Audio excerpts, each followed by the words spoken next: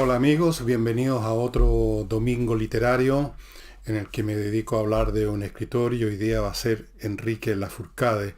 Pero antes de entrar con Enrique Lafourcade, quiero aclarar una cosa. Ayer vi, me llegó, me lo mandó alguien, un, supongo que es un WhatsApp, no sé en qué plataforma se mueve, un fragmento de un programa mío en que yo digo, y repito todas las veces que sea necesario, que es que preciso votar por alguien que nos dé la máxima confianza de que no se va a dar vuelta el otro día de la elección, el más a la derecha, he dicho.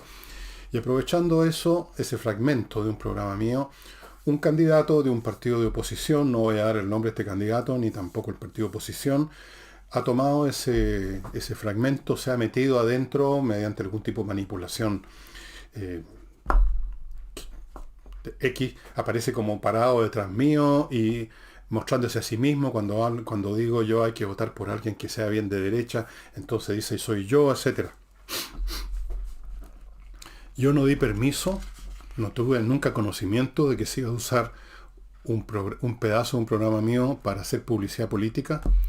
No lo he permitido, no me lo pidieron, no me lo dijeron, no voy a hacer escándalo de esto, no voy a iniciar un proceso, no caigo en esas que yo considero pendejerías menores tan de moda últimamente, todos persiguiéndose y acusándose y llevándose a las cortes. No sé incluso si legalmente tengo derecho a hacerlo, quizás sí, no sé. Lo que quiero decir es que yo no estoy promoviendo esa candidatura, independientemente que yo pudiera o no votar por esa persona. Yo no he dicho nunca por quién voy a votar. Ustedes pueden adivinar, pueden imaginar para qué lado voy a votar, pero no hago publicidad directa de nadie. Y me pareció un abuso de confianza, me pareció una patudez, me pareció feo. Y quiero que sepan que cualquier otra cosa que ustedes vean en que yo aparezco promoviendo algo es falso, no he sido yo. Pueden incluso inventar, porque existen estas tecnologías hoy en día en que aparece una persona que es igual a mí, que me han sacado, me han reproducido digitalmente, han imitado mi voz, yo he visto eso ya, con la voz, sino con la imagen, y puedo salir diciendo que mañana voy a ir a matar al Papa, cualquier cosa. Solamente, amigos, ustedes deben asignar a mi autoría lo que vean que yo estoy haciendo aquí en este programa, e incluso eso tengan cuidado porque pueden imitar todo lo que me rodea, me pueden imitar a mí sentado en este escritorio.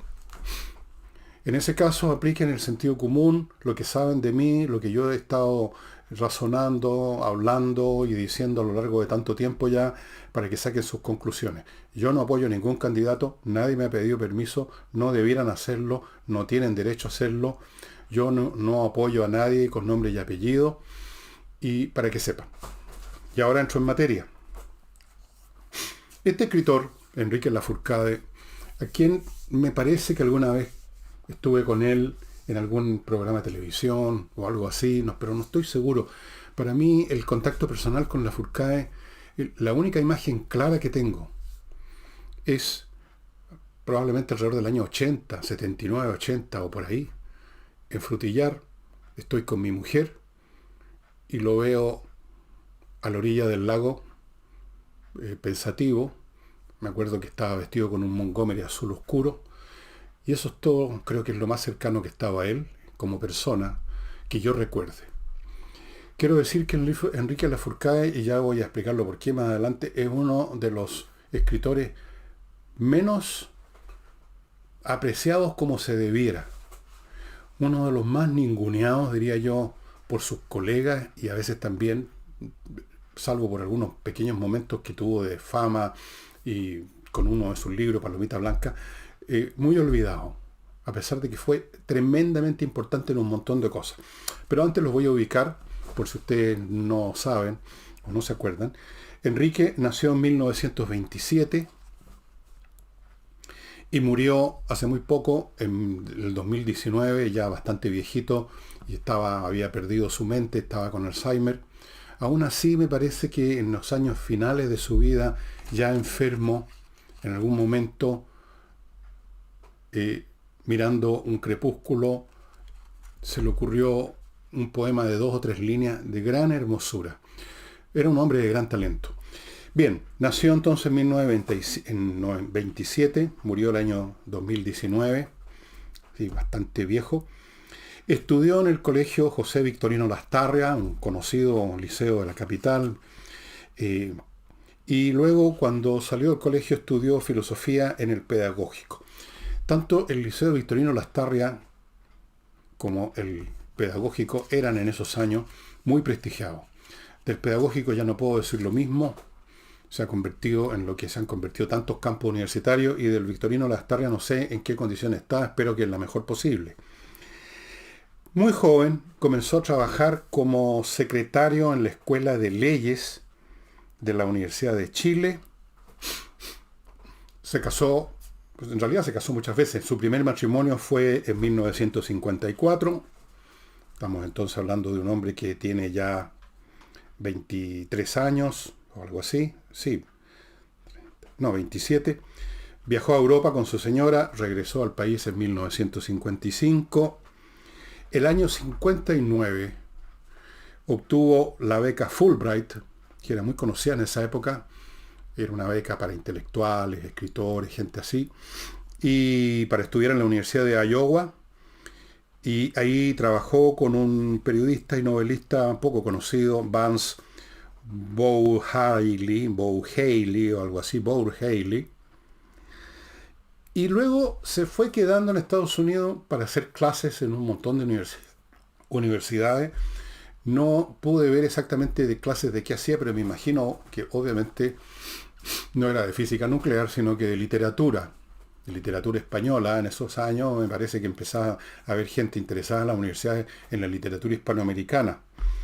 Entonces se enseñó a partir del año 60, hizo clases en la Universidad de California, después en una institución también de estudios superiores en Salt Lake City, en la Universidad de Nuevo México, en la ciudad de Albuquerque, en la Universidad de Columbia, muy prestigiosa en Nueva York, y otras más.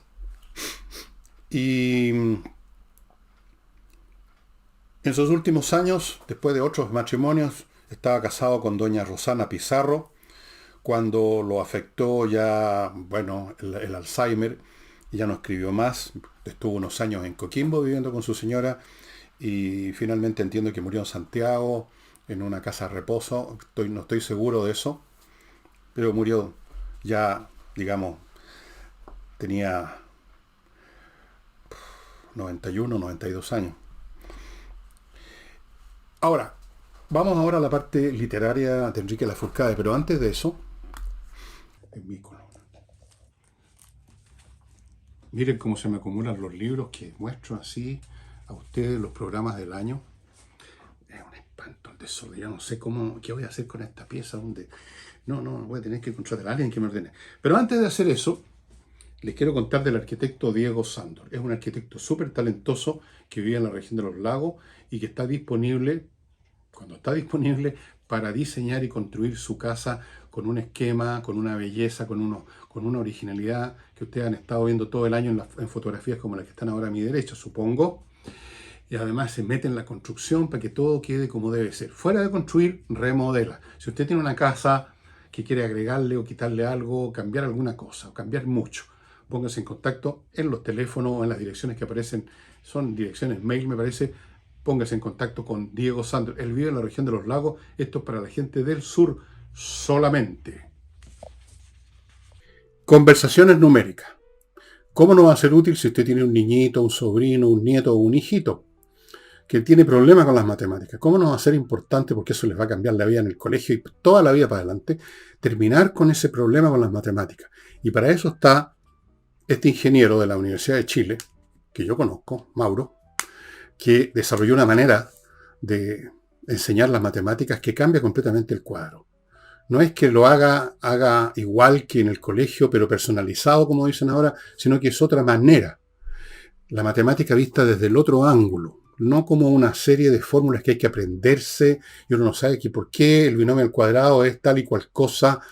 No, eso no sirve, eso produce tirra. A mí me pasó eso en el colegio también. Después vi las matemáticas de otra manera y ya no tuve más problemas, pero Hubo mucho tiempo en que para mí la matemática era el libro de Prochle con todas esas fórmulas de porquería en un papel de mala calidad, estaba todo mal. Bueno, él los saca de eso y les cambia la vida. No solo en el colegio, sino que lo que venga por delante. Segundo, prepara para las pruebas de selección universitaria. Y tercero, unos cursillos de programación con lenguaje para niños. Muy entretenido, muy interesante, muy bueno para fortalecer el intelecto, especialmente, para todos, pero especialmente aquellos niños que han dado muestras que son especialmente dotados y que usted quiere que no se pasmen. Fuera de eso, este señor ha desarrollado unos juegos matemáticos, muy aritméticos, diría yo mejor. Aquí hay varios de los tableros, digamos. Son como carreras en que usted tiene que usar un poquito de ingenio aritmético. Para avanzar una casilla o varias, tiene que conseguir un número tirando dados. En una de esas tiene suerte y le sale inmediatamente el número que usted necesita, pero lo más probable es que no. Una ley de probabilidades no. Pero ahí usted tiene que usar su cachativa para sumar los números de los dados, para restar uno de otro, o para hacer alguna operación sencilla para llegar al número necesario y ir avanzando. Es súper entretenido. Bueno, cuando se contacte con este caballero, pregúntele por su juego. Sigo con el pintor Rodrigo Calderón Martínez, que le ofrece retratos familiares muy especiales, muy interesantes, mucho más interesantes que una foto. Por buena que sea una foto, hecha por un fotógrafo profesional, por un artista que sabe, digamos, el tratamiento de la luz. Lo digo con algún conocimiento porque por un tiempo, entre tantas cosas que he sido, fui fotógrafo, semiprofesional por lo menos, en algún momento. Entonces, es un tema, pero la pintura es muy superior porque saca el alma a las personas y puede hacer lo que ustedes están viendo a mi derecha, el entorno del retratado con figuras, con imágenes, con metáforas, con alegorías que ayudan a sacar la personalidad del retratado. O de los retratados, puede ser un retrato de familia. Y termino este bloque con el suplemento Vito.cl para sus mascotas, gatitos, perritos, lo que sea. Caballos no, eso tienen que llevarles pasto. Bueno, usted a esos les compra pellet y con el suplemento Vito, con una cucharadita, ese pellet se convierte en un super pellet, en un premium, que son carísimos si usted los compra directamente, y con eso su mascota, su hijito, perrito, gatito, o sus gatitos y perritos, en el caso mío, van a estar mucho más contentos, mucho más sanos, no va a tener que estarlos llevando a cada rato al veterinario. Bueno, si usted es comerciante o empresario, si usted fabrica un producto o usted vende un producto, usted trae cosas de afuera, o insumos o las mercaderías terminadas que usted va a vender. Y ahí está la cuestión. ¿Quién va a ser el mejor proveedor? ¿Cómo averiguar cuál es el mejor proveedor? A lo mejor usted puede registrar en internet unos cuantos, pero no mucho más que eso. Bueno, Trade-In es una empresa que se dedica a hacer eso en forma exhaustiva.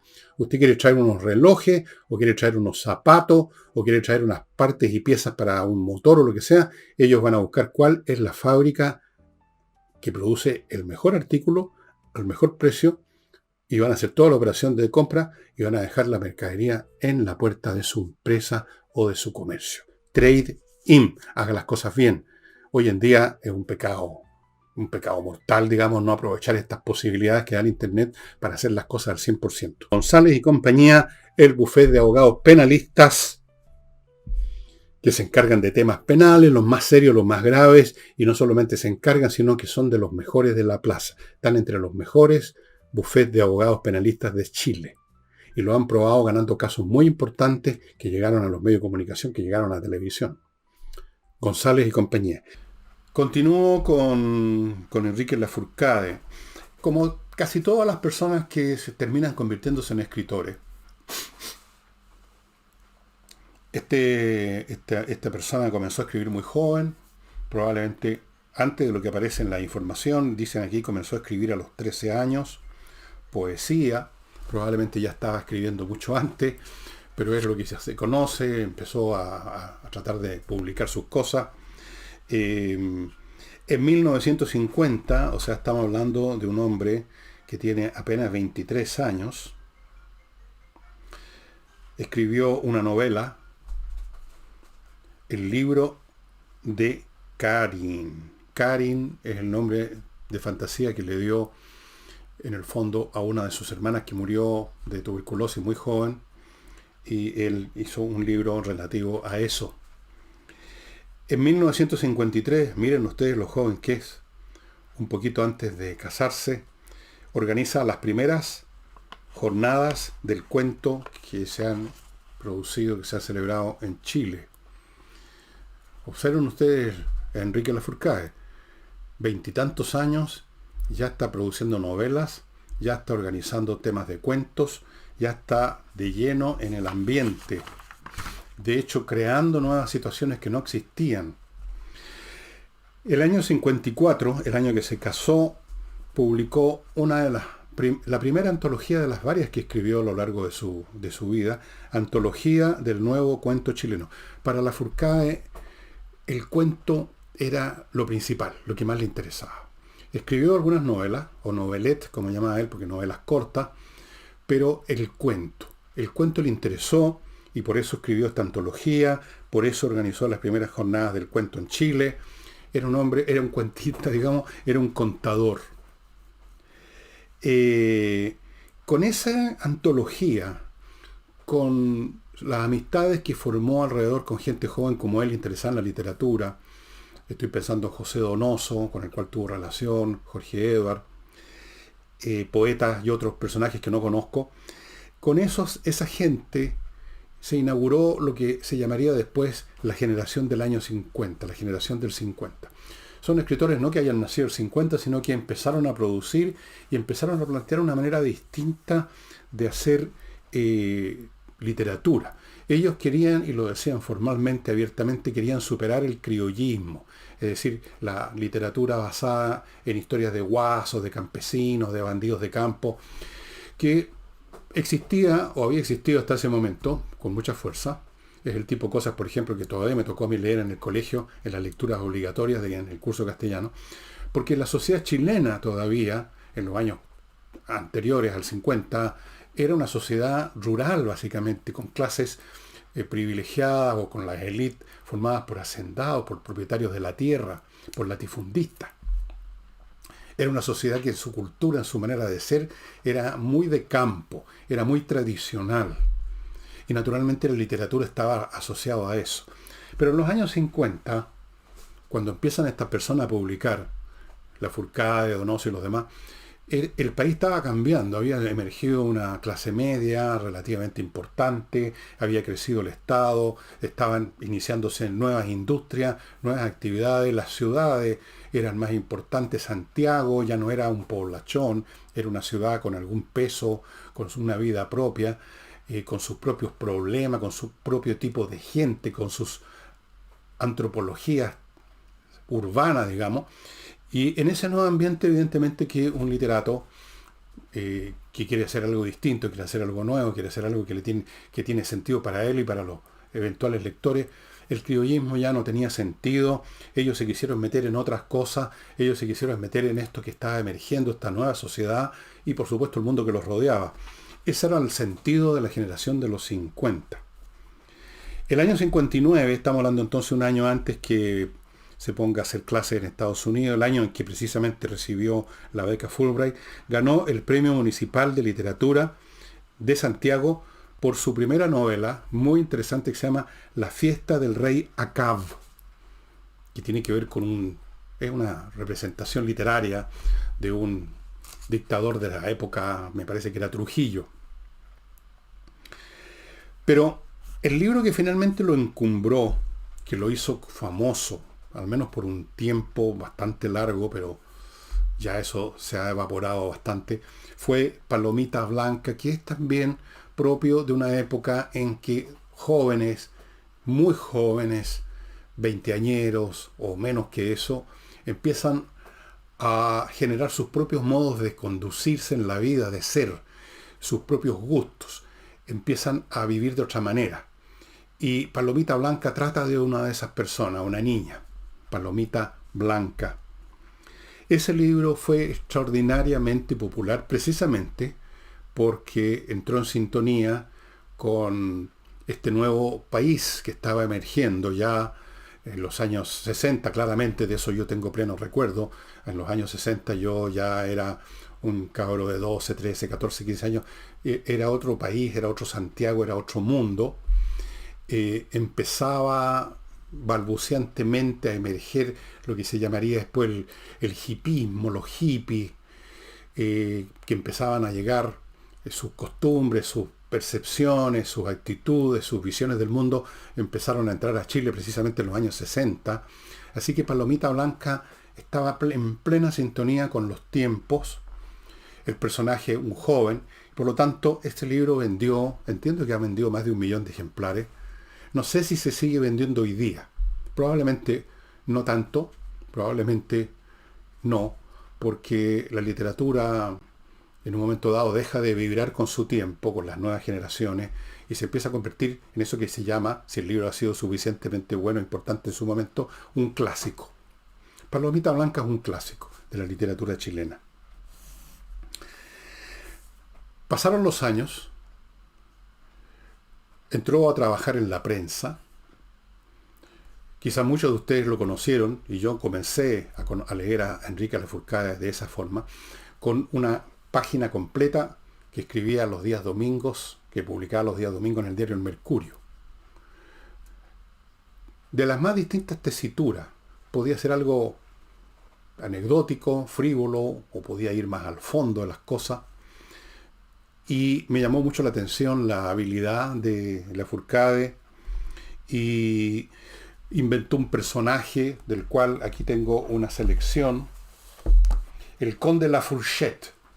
Fourchette es tenedor en francés, entonces él inventó el conde La Fourchette.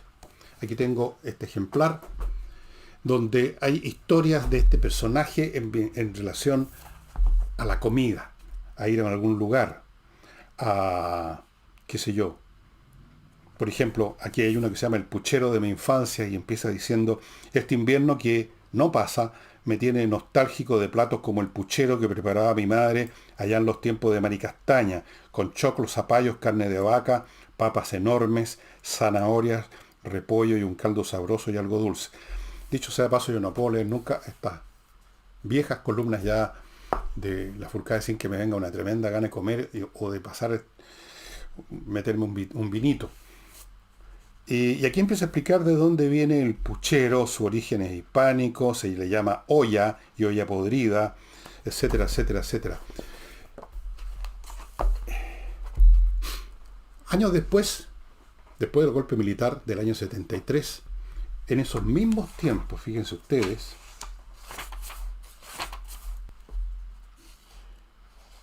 un poquito después del golpe militar, unos años, escribió este libro, que es un tour de force estilístico. Él se mete en la mente de Salvador Allende en los momentos en que está en La Moneda, ese día 11 de septiembre, y va siguiendo su hilo, su flujo de pensamiento, un poco en el estilo de un famoso escritor norteamericano que hacía exactamente eso. Y, por ejemplo, empieza así. A mí me impresionó mucho este libro. No me rindo, no me verán rendidos los traidores. No verá el pueblo a su compañero presidente esposado en la cárcel en la ignominia. No les daré ese gusto. Rechazo categóricamente, y mientras tanto en cursivas a otro curso de pensamiento que dice: ¿por qué no vinieron? Porque se suponía, yo me acuerdo muy bien de ese día, que iban a llegar no sé de dónde, quiénes, a salvarlo, a rescatarlo, a luchar a su lado, pero nadie llegó, no, o llegaron muy pocos, los que estaban ahí nomás en La Moneda. ¿Por qué no está aquí el pueblo?, se pregunta. Y sin embargo existe, no es una imaginación, es un hecho público y notorio. Vendrá el sueño ahora, podría dormir. Tienes que dormir, Salvador, duerme, duerme ahora. Una actitud intencionada y torva, se lo dije al pueblo, se lo expresé al pueblo y lo reitero en este acto.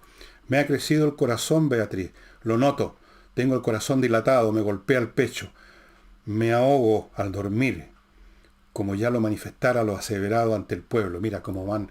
El hombre, realmente, esta es una de las peculiaridades de Enrique Lafourcade. Exploró modos de escribir completamente distintos a lo convencional. Me recuerda a otro tremendo escritor, también muy olvidado, ex agustino, a propósito, Carlos Droguet, gran escritor.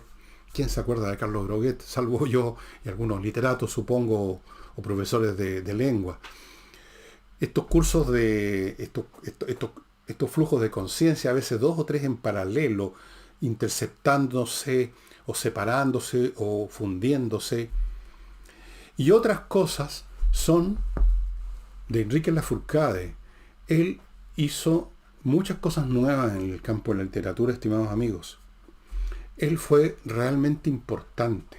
Referirme a mi primer bloque de publicitario, que lo inicio con el suplemento Vito, amigos. Si usted tiene mascotas, perros, gatos, usted sabe cómo es la cuestión. Hay que comprarles pellet, se enferman de repente y se enferman muy rápido y se mueren muy rápido si uno no los atiende, los animales.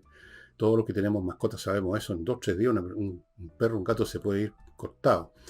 Entonces, bueno, hay un suplemento alimenticio que se llama suplemento Vito, que usted lo echa en la comida normal, en los pellets normales, y ese pellet con estos suplementos de vitamínicos, etcétera, se convierte en un super pellet, y su mascota, su ser querido, va a estar en mejores condiciones de salud, más contento, el pelo brillante, feliz de la vida.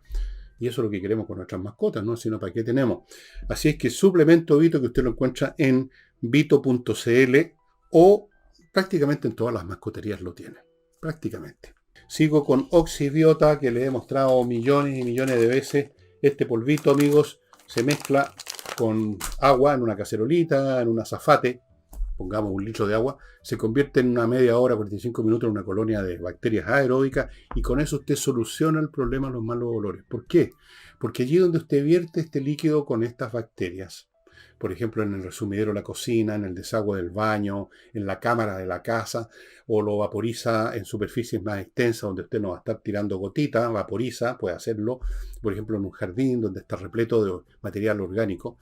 Lo que sucede es que estas bacterias destruyen a las otras, que son las anaeróbicas, que inician los procesos de descomposición, y con la descomposición vienen los malos olores. De manera tal que esto es un ataque a la raíz del problema. No es taparlo con otro olor, sino que destruir la producción del mal olor. Es santo remedio. Realmente todos los restaurantes debieran tener esto, porque hay algunos que uno apestan por eso, por la materia orgánica. Y continúo con A2D, amigos, que les presenté ayer, una empresa de ciberseguridad para que la suya no sufra lo que están sufriendo miles de empresas. El tema de los ataques de hacker ha ido aumentando de una manera tremenda. Se espera para este año un aumento del 120%. ¿Por qué? Porque los hackers están usando maliciosamente un instrumento tan beneficioso para la gente normal, las inteligencias artificiales. Entonces se meten en su sistema, y peor, muchas veces, según los cálculos que hay, 70% de las veces usted no se da cuenta que le están robando datos básicos, que ya sea para hacerle daño a usted o para venderlo. Entonces, ¿qué es lo que hacen ellos? Protección de infraestructuras y sistemas, detección y respuesta a amenazas, análisis de vulnerabilidades, lo primero, capacitación en seguridad de información, respuesta a incidentes y emergencias. Lo primero que hacen es un diagnóstico, descubren dónde están las puertas abiertas de su sistema y ahí ponen remedio. Ojo, aquellos que digan, se pongan ahora en contacto con a2d.cl, los primeros 20, son 20 cupos, que digan que supieron de esto por mi programa, van a recibir gratuitamente el diagnóstico.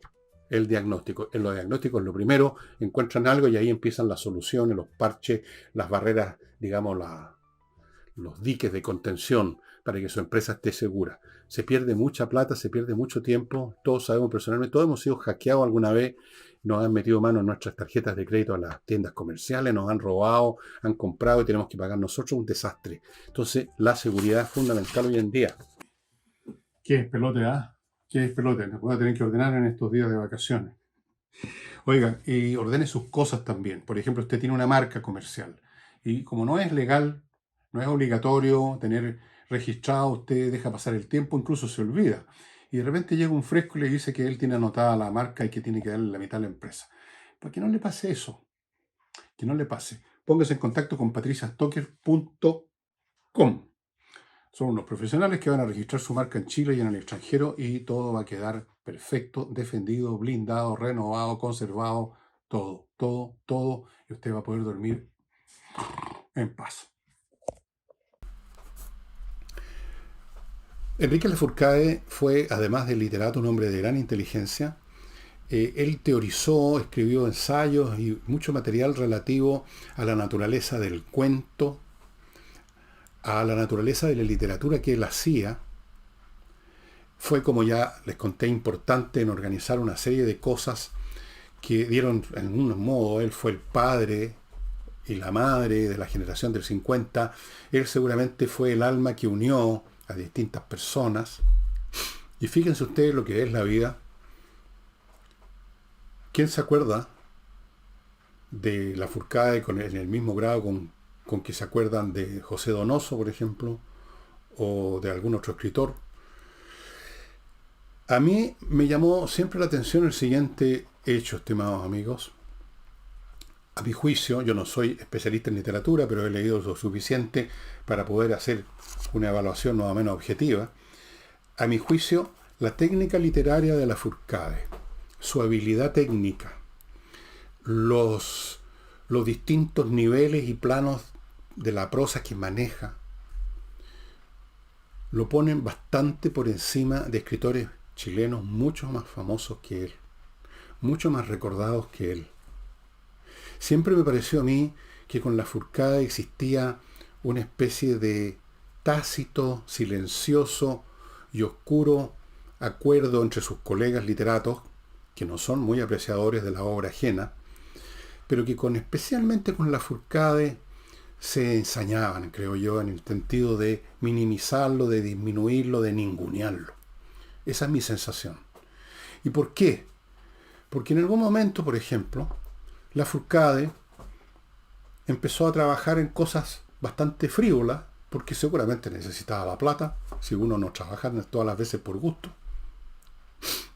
A mí me pasaba algo similar, en otro plano y por otros motivos, pero resulta que Lafourcade también entró a la televisión, y yo creo que hay muchos de las generaciones más jóvenes que, si acaso se acuerdan de Lafourcade, es porque era parte de un programa que se llamaba ¿Cuánto vale el show?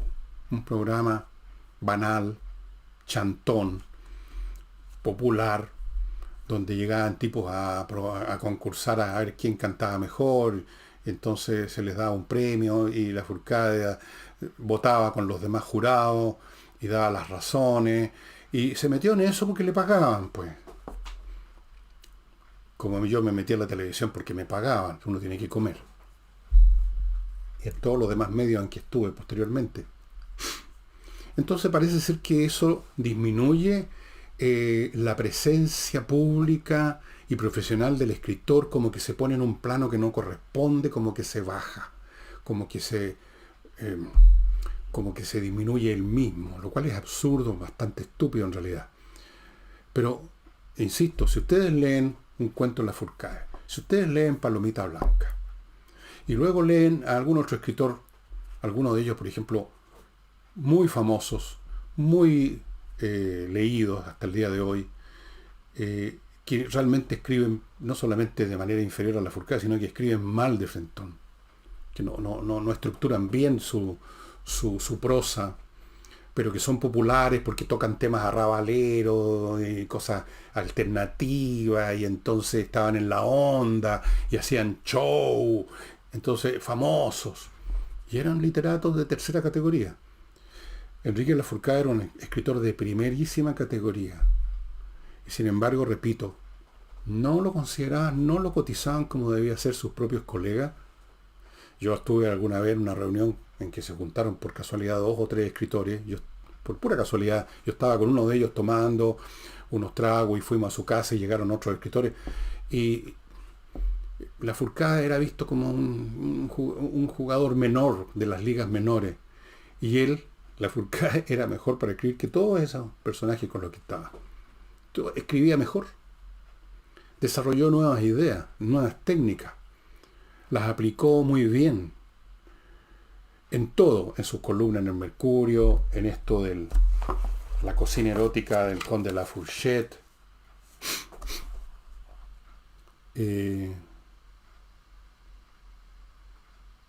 La moda crece. En Chile, mi vetusto amigo don Jorge prepara un razonable bœuf bourguignon, y mi ya milenario e igualmente amigo don José, marqués de Talca, se especializa en cordero con salsa de menta.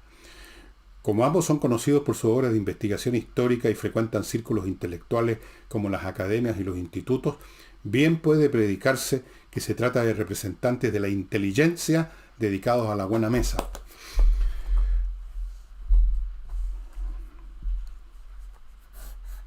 Supongo que la suerte de Lafourcade no es única, que hay muchos escritores que pasan por lo mismo, que han pasado en Chile y en otras partes por la misma situación, que son olvidados, que no son puestos en el lugar, en el sitial que les corresponde, que se olvida todo lo que hicieron por sus colegas, lo que organizaron, lo que crearon, lo que inventaron, lo que escribieron, y pasan al olvido simplemente porque aparecen nuevas generaciones que tienen otros intereses, y hoy en día hay nuevas generaciones que además no leen. Entonces un escritor como Lafourcade, pero como otros también, va desapareciendo, se va quedando atrás, va siendo recordado solamente por unos pocos lectores, por los especialistas, porque aparece, no sé, en la historia y la literatura, pero ya no está vivo en el sentido de ser leído. Amigos, si ustedes, yo no sé si hay en este momento, no revisé eso, mi falta, en las librerías ahora de Lafourcade, yo espero que sí. Espero que esté todavía en librería. Si encuentran algo Lafourcade, adquiéranlo, léanlo y van a estar de acuerdo conmigo que el hombre escribía maravillosamente bien. Y yo siempre tuve esto es una confesión personal, siempre tuve el deseo de conocerlo más. Sentía una cercanía con él. Él no me conocía a mí para nada. No sé si alguna vez supo que yo existía. Pero yo sabía que existía, él había leído lo suyo. Pero nunca pudo ser. He conocido a otros escritores. Conocí y tuve una relación amistosa con Jorge Edward. Conocí a Carlos Droguet. De cabro chico yo era colegial y él era ya un hombre que iba de vez en cuando al Colegio San Agustín a hablar con el padre Escudero, una de las grandes autoridades de literatura hispanoamericana de todo el planeta en esos años, los 60. He conocido a algunos poetas importantes y otros no tan importantes. Y muchos de ellos están olvidados, muchos de ellos pasaron a convertirse en figuras que se recuerdan en los libros, en las antologías, pero que no están vivos como debe estar vivo un escritor cuando se le lee, cuando su obra reverbera en el espíritu de una cierta masa crítica de lectores. No creo que eso suceda ya con Lafourcade y lo encuentro lamentable, porque fue un tremendo escritor y les recomiendo que lo lean. Estas cosas ligeras que escribía, de comida, era un hombre muy sibarita, era un hombre que le gustaba, era un hombre cercano a los placeres de la vida, pero olvidado, completamente e injustamente olvidado, aunque quizás ya ni siquiera cabe hablar de que justicia o injusticia en el caso de los olvidos, es así nomás. Eventualmente, con el paso del tiempo, si no en un siglo, en un milenio, si no en un milenio, en un millón de años, todos son olvidados, todos seremos olvidados, hasta los más grandes genios que jamás hayan existido van a desaparecer en la nada. Vamos a desaparecer todo en la nada. Y eso sería todo, estimados amigos, por hoy. Quiero recordar